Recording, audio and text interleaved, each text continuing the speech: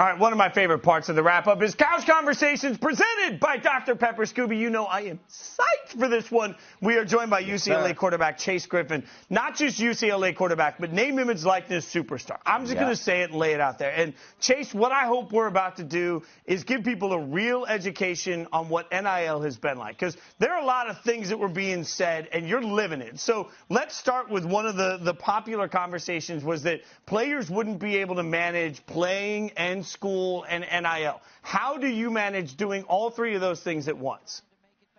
I think it comes down to one thing, and that's keeping it simple. I'm really focused on excellence in everything. That's how I was raised in my household, whether it be violin at a young age or school or soccer or football. And then now NIL, I keep my priorities in order. So number one is my faith. Number two is my family. And then number three are my academics in football. And then NIL fits in where it can. Honestly, I cap NIL down to 3 hours a week. By the way, I'm just going to hijack this whole thing. Do you still play? For anyone that doesn't know, these are raw and real. So you mentioned the violin. That's what my background is. I went to Juilliard and I was a country music player for years. So, do you still play? Or are we going to have a duet session? We going to jam? When's this going to happen? I played it for about a decade or so. I haven't been playing it as much since the tail end of high school, but it's honestly something I could get back into. You know, the thing with NIL, when I think about it, especially early on this season, everyone says, if you're the starting quarterback at this place, or if you're the starting wide receiver, starting running back, you're not even the starting quarterback at your, at your school, but you're still able to just take advantage of every single opportunity. So my question to you is, for somebody out there who's in the same position as you, what advice would you have for them in order to make the best of these NIL opportunities? Because clearly you know of a really effective way of getting that job done. I always think of a T.D. Jakes sermon that I used to listen to where he talks about how the position isn't always who you are. I've always been sure in who I've been, even growing up as a little kid. And now that I'm at this point, whether it doesn't matter where I am on the depth chart, that doesn't determine who Chase Griffin is. Each and every day I live it the same way. I'm a consistent person in who I am and in my persona. And I think being authentic to myself and to everyone around me is why brands can see me and really galvanize around me. You give a portion of your proceeds to the LA Food Bank. Why? Amazing. So growing up in middle school and tail end of elementary school, I would volunteer on the weekends at the Round Rock Serving Center, which was local. But I just visited the LA Food Bank a couple of days ago, and I saw the scale that it has. Since the beginning of NIL, I wanted to find a partner in LA who had a better reach to helping people than I could do with my own resources.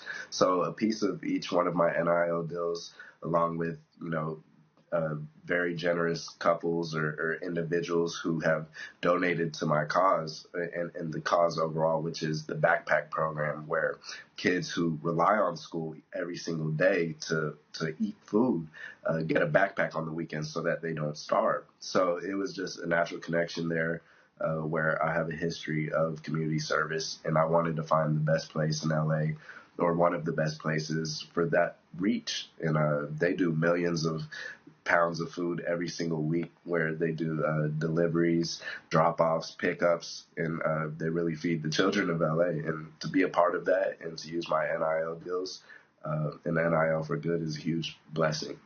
Yeah, man. I mean, just talking to you, Fitz and I have been looking when we've got off camera, man, he's done that as well. I mean, we're really impressed just by all the stuff you've been saying, and it clearly makes sense as to why all these brands want to work with you. And man, it sounds like you have a great future ahead, which made us think, man, looking at your future, you have a number of different options. I mean, is football something that you have your eyes set on? Is it to continue working through this entrepreneurship? I mean, what is in the future for you, my friend?